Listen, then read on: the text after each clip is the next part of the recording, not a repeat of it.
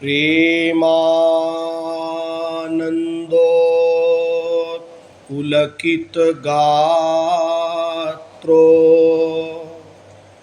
विद्युद्धारा धरसमकान्ति राधा कृष्णो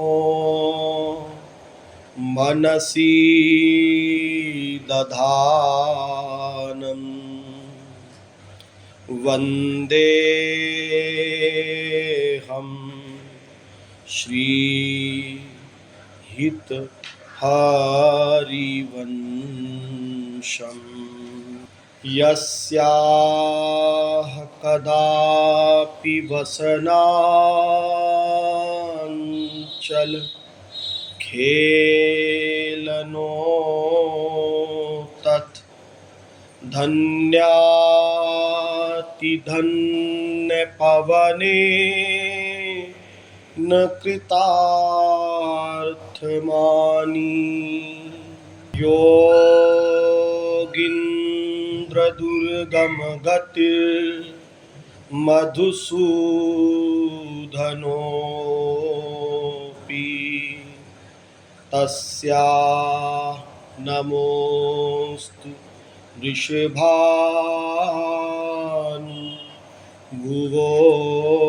दिशेऽपि। थोड़ी देर भगवान नाम संकीर्तन करेंगे। जय जय राधा वल्लभ श्री हरिवंश जय जय श्री सेवक रसी कन अवतंश। जय जय राधा वल्लभ श्री हरिवंश जय जय श्री सेवक रसी कन अवतंश। जय जय राधा वल्लभ श्री हरिवंश जय जय श्री सेवक रसी कन अवतंश। जय जय राधा वल्लभ श्री हरिवंश जय जय श्री सेवक रसी कन अवतंश। जय जय राधा वल्लभ श्री हरिवंश जय जय श्री सेवक रसी कन अवतंश। जय जय राधा वल्लभ श्री हरिवंश जय जय श्री सेवक रसी कन अवतंश। जय जय राधा वल्लभ श्री हरिवंश जय जय श्री सेवक रसी कन अवतंश। जय जय राधा वल्लभ श्री हरिवंश जय जय श्री सेवक रसी कन अवतंश। जय जय राधा वल्लभ श्री हरिवंश जय जय श्री सेवक रसी कन अवतंश। जय जय राधा वल्लभ श्री हरिवंश जय जय श्री सेवक रसी कन अवतंश। जय जय राधा वल्लभ श्री हरिवंश जय जय श्री सेवक रसी कन अवतंश। जय जय राधा वल्लभ श्री हरिवंश जय जय श्री सेवक रसी कन अवतंश। जय जय नव निवृत निकुंज विलासी श्रीहित राधा वल्लभ लाल की जय। जय जय श्रीहित सेवकजू महाराज की जय। जय जय श्रीहित ध्रुवदास जी महाराज की जय। जय जय श्रीहित हरिवंश। अब आप लोग सावधान होकर सुने। वैदिक ज्ञान लीला पर चर्चा चल रही है। एक वैद्य ने पुकार की कि जिसको जो रोग होगा मैं उसकी औषधि उसको प्रदान करूंगा। तो ये सुनकर के एक रोगी उनके पास गया और वो अपनी जो वेदना है, अपना जो रोग है, वो उनको बता रहा है। विषय स्वाद में रहो लुभाई, झूठे सुख में आयु बिताई।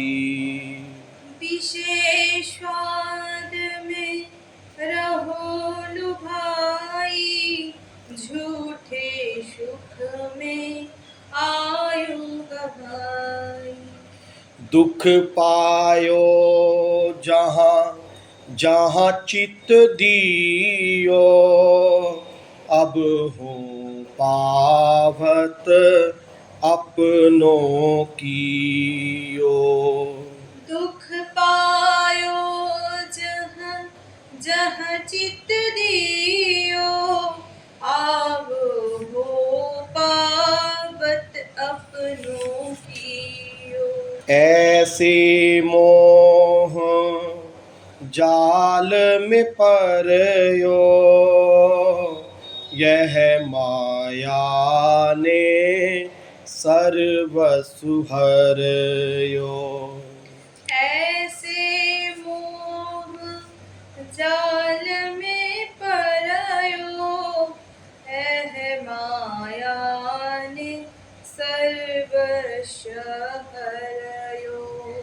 जिनको हो समझत हो अपने, ते तो भये रैनी के सपने।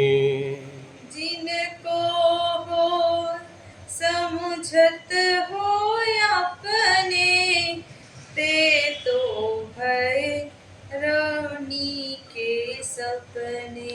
गज तुरंग से वक सुतनाती, जागी परे ते दिया नबाती। गज तुरंग से बकसुत नाती, जागी परे ते दिया नाबाती। एते पर समुझाए रहो, समुझत नहीं मन मोर। एते पर समुझाए रहो, समुझत नहीं मन मोर। देख देख नाचत मुदित विषय बादरनियोर। देखी देखी नाचत मुदित विषय बादरनियोर। एते पर समुझा रहो, समुझत नहीं मन मोर।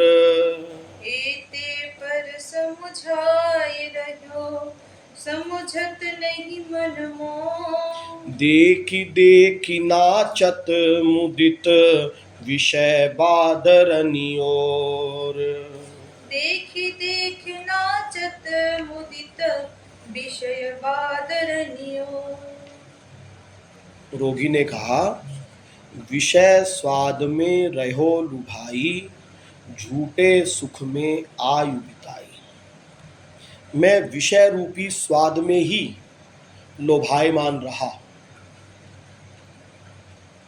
और जो ये जगत के झूठे सुख हैं, जो सुख है नहीं है, पर सुख होने का भ्रम जो फैला हुआ है, बुद्धि में बैठा हुआ है कि संसार के विषयों में सुख है, इन झूठे सुखों में ही मैंने अपनी पूरी आयु बिता दी। इस आशा में कि अब सुख मिलेगा, अब सुख मिलेगा, इससे नहीं मिला तो इससे सुख मिलेगा, ऐसा कर लूँ तो सुख मिलेगा। ऐसा करते करते संसार के विषयों में ही मैंने अपनी पूरी आयु बिता दी, और परिणाम क्या आया? दुख पायो जहाँ जहाँ चित्त दियो, अब हो पावत अपनों की। और जहाँ जहाँ मैंने सुख की आशा से अपना चित्त दिया, संसार में राग किया, और वहाँ वहाँ मेरे को दुख की प्राप्ति हुई। सुख दुख दो नहीं जगत महा, अस उर धरि ले ज्ञान। सुख माने दुख मिलत है, सुख न जगत महामान। वास्तव में तो इस संसार में ना सुख है ना दुख है। ये संसार तो भगवान ने हमारे उपयोग के लिए बनाया है, इसमें ना सुख है ना दुख है।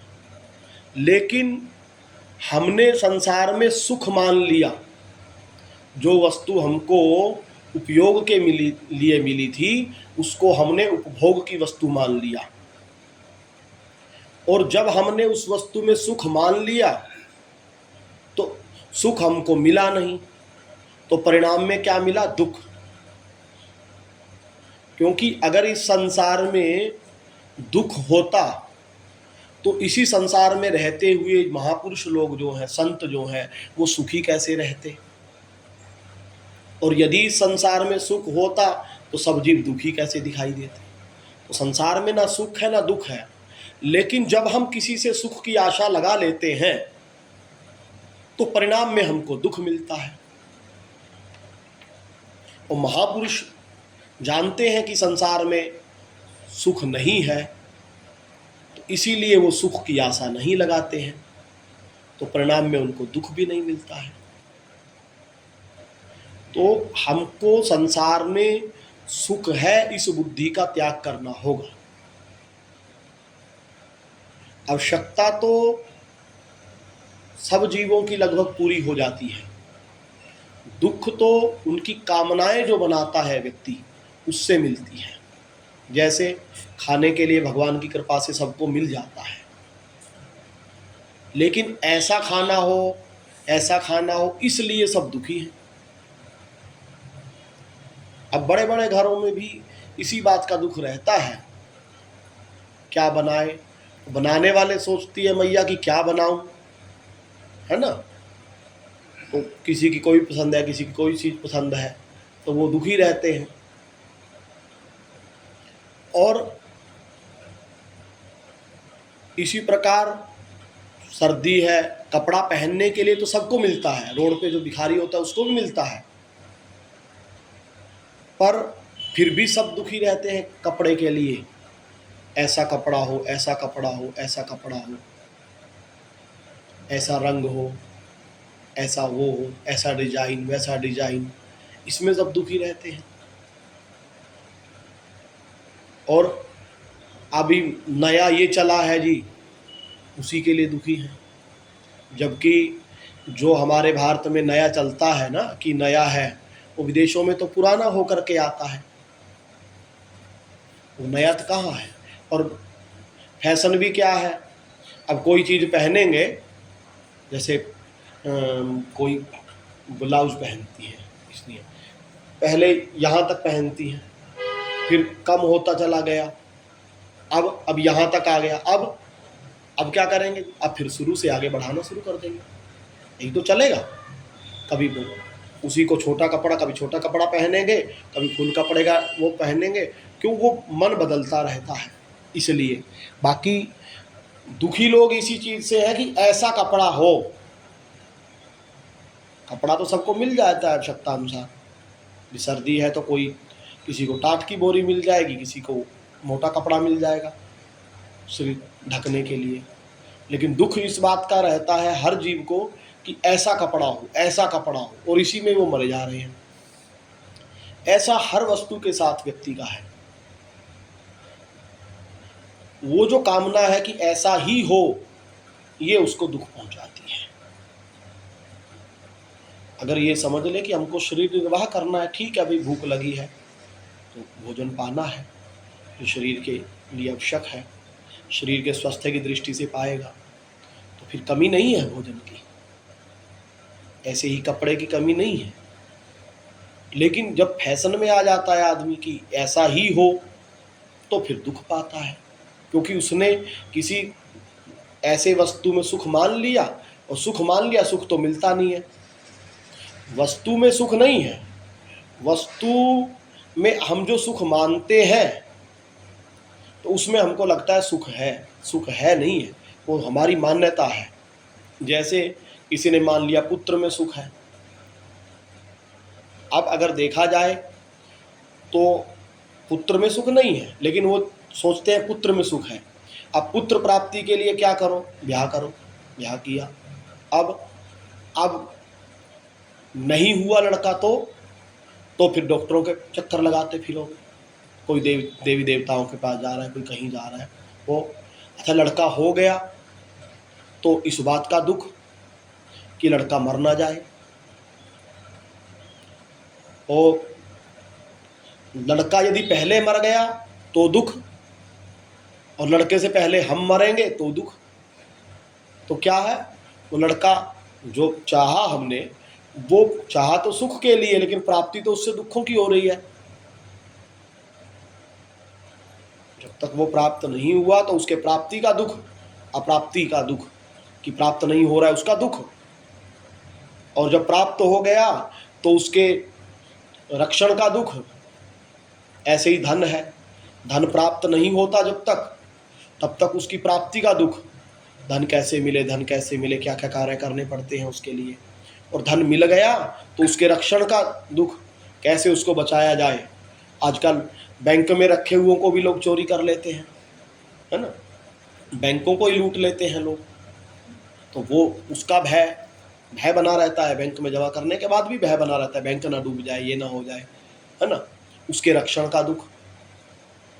और यदि उस धन से पहले खुद मर गए तो उसको छोड़ते समय जब जाएंगे तो फिर वो याद आएगा, हमारा वो इतना पैसा है, वो बैंक बैलेंस है, हाय हाय कोई है ना, हमारा ऐसे ही मकान है, दुकान है, उसके लिए भी दुख। और फिर अगर वो धन नष्ट हो गया, चोरी हो गया या खर्चा हो गया, तो उसका दुख कि हाय खर्च हो गया। तो धन से क्या मिला, दुख। क्यों मिला, क्योंकि सुख की आशा की थी। अगर सुख की आशा नहीं की, तो जैसे सुख की आशा नहीं की है, जो सहजता से है, इसीलिए सब संतों ने इस धन में आसक्ति होती है लोगों की, तो इसलिए धन के विषय में सब संतों ने लिखा है कि अन मांगे आगे आवे गो, जो पल लागे फल से, मति बन छे रे तिल तिल धन को। ये बिना मांगे आएगा, इसकी कामना करोगे तभी आएगा, ऐसा नहीं, कामना नहीं करोगे तो भी आएगा वो, जब आना है तो, और नहीं आना है तो कामना करोगे तो भी नहीं आएगा। तो कामना करने का दुख काय मोल लिया। पोषण भरण न चिंत कराही, पोषण भरण का चिंतन मत करो, चिंता मत करो। क्यों, क्योंकि वो तो प्रारब्ध के अनुसार आएगा। प्रहलाद जी ने जब असुर बालकों को शिक्षा दी तो यही कहा, जिस प्रकार दुख बिना किसी प्रयास के आते हैं, उसी प्रकार सुख भी बिना प्रयास के, सांसारिक जो वस्तुएं हैं, जो उसको हम सुखमय मानते हैं, वो भी बिना प्रयास के मिलती हैं, जिस प्रकार दुख बिना प्रयास के आते हैं। नारद जी ने भी कहा, योग क्षेम न चिंतये, नारद भक्ति दर्शन में, कि योग क्षेम का चिंतन मत करो। क्यों, क्योंकि वो तो प्रारब्ध के अनुसार अपने आप आएगा। आप अपने कर्तव्य कर्म को निष्काम भाव से प्रभु की सेवा के अर्थ, प्रभु की प्रसन्नता के अर्थ करते चले जाओ, वो सहज रूप से आएगा। तो संसार के किसी भी व्यक्ति वस्तु स्थान में सुख नहीं है, लेकिन हमने सुख मान लिया है। उस माने हुए सुख के कारण हमको दुख की प्राप्ति होती है। तो जहां जहां मैंने चित्त दिया, तो वहां वहां मैंने दुख पाया। और सुख तो मिला नहीं, उस समय कामनाओं के समय भी दुख मिला। अब वो कामना इतनी प्रबल हो गई है, अब उसका जब परिणाम ही आता है, परिणाम संसार का जितना भी सुख है वो परिणामी है, यानी वो अंत में दुख में परिवर्तित हो जाता है। कोई भी वस्तु कितनी भी आपको प्रिय हो, वो लगातार जब आपको दी जाए अधिक मात्रा में, तो उसी वस्तु से हमको दुख मिलने लगता है। जिस लड़की को देखने के लिए गली के चक्कर लगाता है, उसका एक कपड़ा सूखा हुआ दिख गया तो बड़ा प्रसन्न होता है, नाचता है। उसी से जब ब्याह हो जाता है तो 2-4 साल बाद ही कहता है मेरी किस्मत खराब हो गई तुमसे शादी करके, मेरे भाग्य फूट गए, ये हो गया वो हो गया। इसी प्रकार जिस जिस वस्तु के लिए हम कामना करते हैं, जब वो वस्तु हमको मिल जाती है तब समझ में आता है इसमें सुख नहीं है, तो फिर उससे परिणाम में दुख प्राप्त होता है।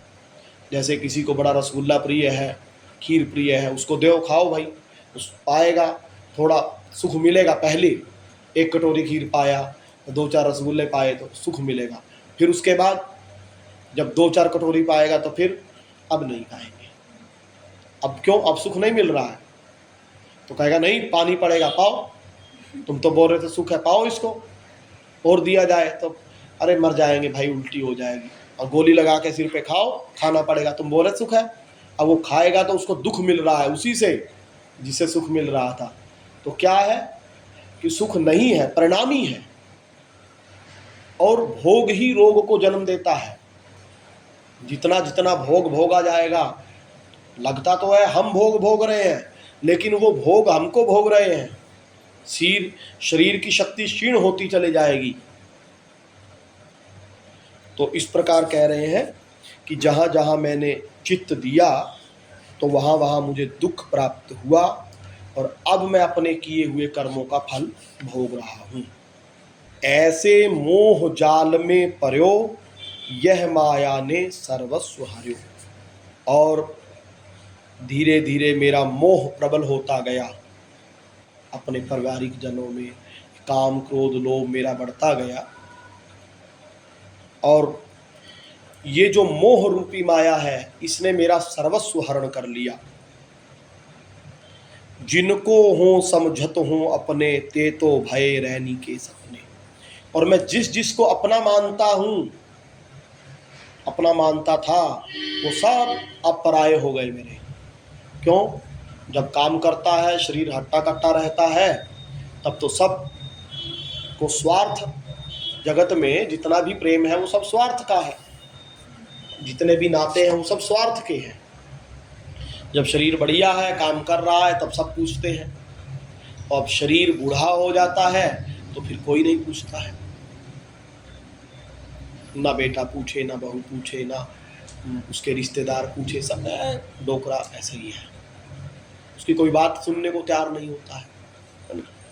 तो वो सब रैनी के सपने हो जाते हैं। रात जैसे रात में सपने आए, सुबह गायब हो गए, ऐसे ही जब उम्र होती है तो फिर नहीं पूछता। गज तुरंग सेवक सुत नाती, जागी परेते दिया ना बाती। जिस प्रकार रात्रि में सपना कोई देखता है और उसको हाथी घोड़े सेवक पुत्र नाती इत्यादि सब सपने में देख रहा है अपने आप को राजा बना हुआ, पर जागा तो कुछ नहीं है। इसी प्रकार पूरी उम्र वो लगा रहा जिनको अपना मानने में, अंत में क्या कोई उसका अपना नहीं हुआ। एते पै समुझा रहे हो, समुझत नहीं मन मोर।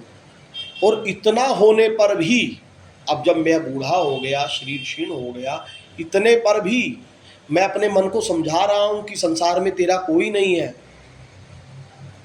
पर समझत नहीं मन मोर। पर मेरा मन समझ नहीं रहा है अभी भी उन्हीं को जो है देखी देखी नाचत मुदित विषय बादरिनी हो। अभी भी वो उन्हीं को देख देख के सुखी हो रहा है, विषय रूपी बादरों को। अभी भी ये आशा, पूरी उम्र हो गई विषय भोग करते करते, लेकिन ये विश्वास नहीं हुआ कि विषयों में सुख नहीं है। वो काम बढ़ गया, क्रोध भी बढ़ रहा है, लोभ भी बढ़ रहा है, सब बढ़ रहा है। तृष्णा तो बलवती होती चली जाती है, वो थोड़ी नष्ट होती है। और शरीर की शक्ति क्षीण होती चली जाती है।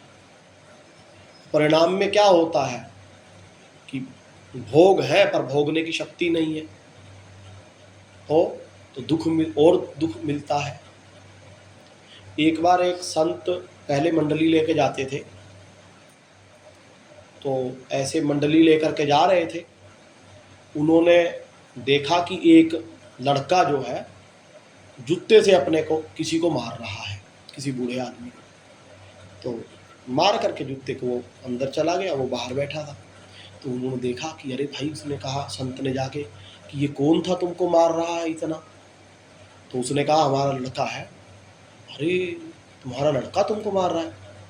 तो बोले फिर क्यों इसके पास पड़े हो, चलो हमारे साथ मंडली में, भगवान का भजन करना और खूब खाना पीना मौज करना। तो वो बोलता है कि अरे बाबा जी, तू कहाँ हमको बहका रहा है? अरे हमारा लड़का है, हमको मारे या प्यार करे तुमको क्या है, जाओ अपने रास्ते लगो, हम खुश हैं यहाँ पे। यानी इतना दुख पा करके भी वो भगवान के भजन में लगने को तैयार नहीं है। मन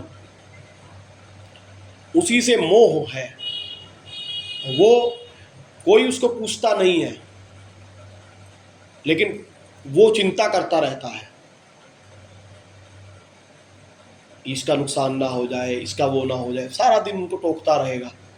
कोई पूछता नहीं है, लेकिन वो टोकता रहता है बार बार। बूढ़त मोह सिंधु की धारा, काड़ी दया करी करी मोहि पारा।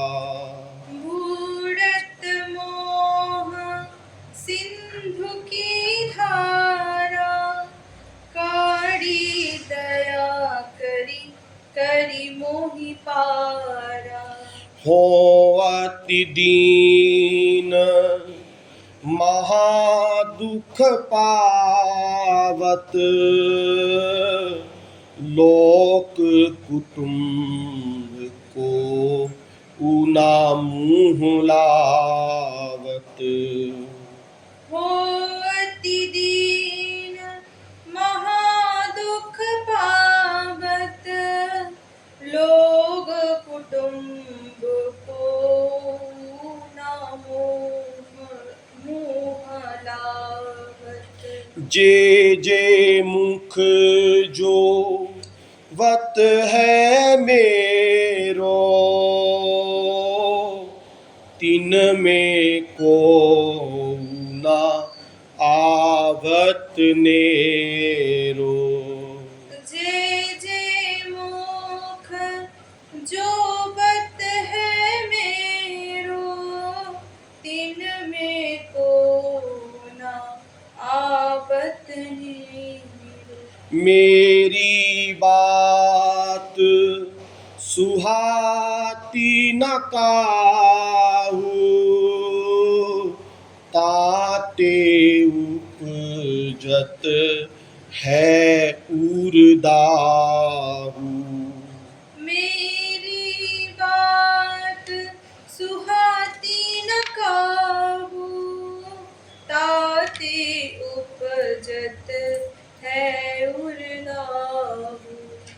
भयो बलहीन बुद्धि हुनाठी, तहाँ सहाई भई कछु लाठी। भयो बलहीन बुद्धि हुनाठी, ताहाँ सहाय भय कछु लाठी। झूठ कुटुम वही के रंग भीनो, साचे प्रभु सो चित्त नहीं दीनो। झूठे कुटुंब ही में रंग भीनो, साचे प्रभु सो चित नहीं दीनो। कहाँ लगी कहो मूड तापनी,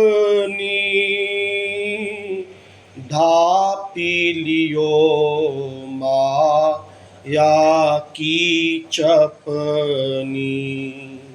कह लगी कहो रतापनी, ढापी लियो माँ राखी चपनी। नैन गए अरु श्रवण हूँ और गए मुख दंत, नैन गए अरु श्रवण और गए मुख दंत। बुद्धि घटी तन गति लटी, तृष्णा को नहीं अंत। बुद्धि घटी तन गति लटी, तृष्णा को नहीं अंत। नैन गए अरु श्रवण हूँ और गए मुख दंत, नैन गए अरु श्रवण और गए मुख दंत। बुद्धि घटी तन गति लटी, तृष्णा को नहीं अंत। बुद्धि घटी तन गति लटी, तृष्णा को नहीं अंत। बूढ़त मोह सिंधु की धारा, काड़ी दया करी करी मोहि पारा। इस प्रकार सांसारिक यातनाओं को भोग करके भी मुझको विषयों से उपरति नहीं हो रही है, इसलिए हे करुणामय संत रूपी वैद, आप मुझको इस मोह रूपी जो धारा में मैं बहे जा रहा हूँ, आप कृपा करके मुझे इस मोह धारा से पार कर दीजिए। हो अति दीन महादुख पावत, लोक कुटुंब को न मुँह लावत। मैं अत्यंत दीन दशा को प्राप्त हो चुका हूँ और बहुत दुख प्राप्त कर रहा हूँ। महान दुख मुझे प्राप्त हो रहे हैं। संसार में और कुटुंब में कोई भी मुझे अब देखना भी नहीं चाहता, ऐसी स्थिति हो गई है। अब कोई भी मुझसे बात नहीं करना चाहता, मुझे देखना भी नहीं चाहता। मेरी बात सुहाती न काहू, ताते उपजत है उर्दाहू। और मेरी जो बात है वो किसी को अब अच्छी नहीं लगती। जैसे मैं कहता हूँ अपने बच्चों को या किसी को कि ये बात ऐसी है, तो है हाँ हाँ ठीक है पढ़े रहो, चुपचाप पढ़े रहो, ऐसा बोलते हैं। कोई सुनने को पसंद नहीं है। और फिर जब कोई मेरी बात नहीं सुनता है तो मेरे हृदय में एकदम जलन होती है, दुख होता है कि पहले तो सब मेरी सुनते थे। जे मुख जोवत है मेरो, तिनमें कोऊ न आवत नेरो। जो पहले कभी जब मैं जवान था, जब मैं उनके काम का था, तो मेरा मुख देखते रहते थे, वही मेरा बेटा मेरा मुख देखता रहता था, मेरे को देख के बड़ा प्रसन्न होता था, गोद में चढ़ता था, है ना। और भी मेरी पत्नी है और लोग हैं जो सब मेरा मुख देखते थे कि भाई ये हमको देंगे कुछ, स्वार्थ की कामना से। परंतु अब वो मेरे पास भी नहीं आते हैं कि सारा दिन खखारता रहता है, सारा दिन ये करता रहता है, ना बहू पूछे, ना बेटा पूछे, ना कोई संबंधी पूछे, और ना मेरी बात किसी को अच्छी लगती है, ना मेरी कोई बात सुनता है। तो इस प्रकार मेरे हृदय में जलन उत्पन्न होती है। मैं याद करता हूँ कि पहले तो सब मेरी बात सुनते थे, पहले तो बोलते थे आप हमारे ऐसे हैं, हमारे पिताजी ऐसे हैं, आप ऐसे हैं, वैसे हैं, हमारी खूब प्रशंसा करते थे। अब मेरी बात सुनने को तैयार नहीं है, तो मेरे को बड़ा दुख होता है। भयो बलहीन बुद्धि हूँ नाठी, तहाँ सहाय भई कछु लाठी। और अब मेरे शरीर में वो शक्ति भी नहीं रही, शरीर बलहीन हो गया है, मुझसे चला भी नहीं जाता, और मेरी बुद्धि जो है वो भी कुछ याद नहीं रहता है। मैं क्या बोलना चाहता हूँ, क्या बोलता हूँ, क्या सोचता हूँ, मेरे कंट्रोल में नहीं है। अब बुढ़ापे में ये लठिया कुछ मेरे को सहायता करती है चलने फिरने में।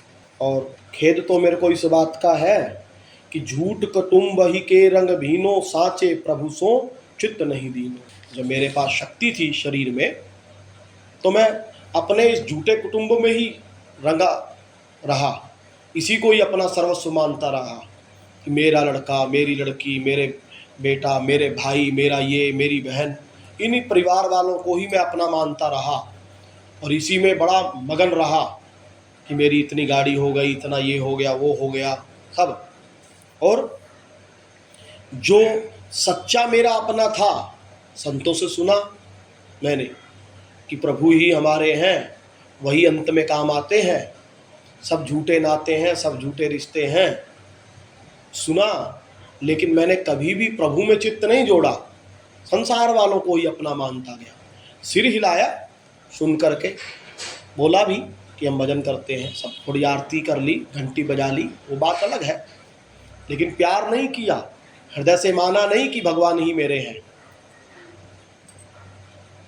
हृदय से तो संसार को ही मैं मेरा मानता रहा, शरीर को मैं और संसार को मेरा मानता रहा, संसार के संबंधियों को ही मेरा मानता रहा।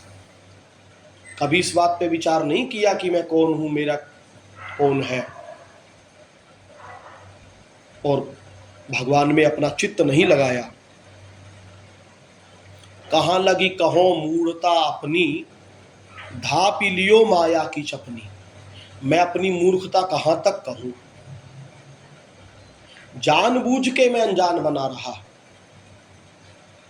ऐसा नहीं है कि मेरे को कभी सुनने को नहीं मिला कि मैं आत्मा हूं, मेरा जो जन्म हुआ है भजन के लिए हुआ है, मैंने गर्भ में वादे किए थे भगवान से कि मैं भक्ति करूंगा।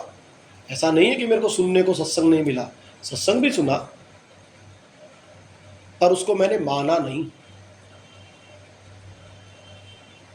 अपने आप को सत्संगी भी कहलाया, लोग बोल रहे हैं बड़ा सत्संगी है, बड़ा सत्संग में जाता है, लेकिन मैंने बात को स्वीकार नहीं किया कि भगवान ही मेरे हैं। मैं तो सदा संसार में लगा रहा और लोग मेरे को अच्छा कहें इसके लिए सदा प्रयत्नशील रहा। अच्छा बनने का मैंने प्रयत्न नहीं किया कि मैं भगवान के सामने अच्छा बनूं ना,